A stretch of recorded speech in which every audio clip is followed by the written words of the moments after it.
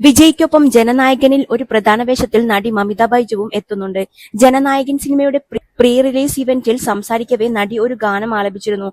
പാട്ടുപാടിയതിനു പിന്നാലെ ഒറ്റ ദിവസം കൊണ്ട് മമിത എയറിലാവുകയും ചെയ്തു. വിജയ് അഭിനയിച്ച അഴകിയ തമിഴ് മകനിലെ ഗാനമാണ് മമിത പാടിയത്. എല്ലാ പുകഴും ഇരവന് ഇരവനക്കെ എന്ന ഗാനത്തിലെ ഏതാനും വരികളാണ് മമിത പാടുന്നത്. നാളെ നാളെ നാളെ എൻറു ഇൻറെ ഇഴയ്ക്കാതെ നീ ഇൻറെ ഇഴയ്ക്കാതെ നീ ഇൻറെ ഇഴക്കാതെ ഇൻറെ വിതയ്ത്താൽ നാളെ മുളയ്ക്കും അത് നീ മറക്കാതെ അത് നീ മറയ്ക്കാതെ എന്ന ഭാഗമാണ് മമിത പാടിയത്.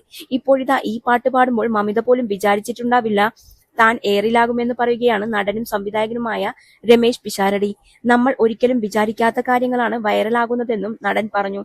റെഡ് എഫ്എമ്മിന് നൽകിയ അഭിമുഖത്തിൽ സംസാരിക്കവെയാണ് രമേശ് പിഷാരടിയുടെ പ്രതികരണം.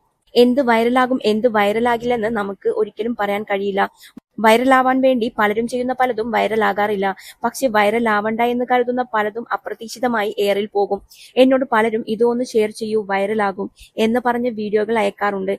പക്ഷെ ഞാൻ ഷെയർ ചെയ്തതൊന്നും വൈറലായിട്ടുമില്ല. വൈറലായ ഒന്നും ഞാൻ ഷെയർ ചെയ്തിട്ടുമില്ല. എല്ലാവരും കൂടെ ഇരുന്ന് ചാമ്പിക്കോ എന്നൊന്ന് പറഞ്ഞതാണ് പിന്നീട് വൈറലായി മാറിയത്. അതുപോലെ തന്നെയാണ് മമിത സ്റ്റേജിൽ കയറി നാളെ നാളെ എന്ന് പാടിയത്. ഇത്രയും വലിയ പടത്തിൽ വലിയ വേഷം അഭിനയിച്ച മമിത ബൈജു ജീവിതത്തിൽ കരുതി കാണില്ല നാളെ നാളെ എന്ന് പാടുന്നത് ഇത്രയും പോകുമെന്ന്.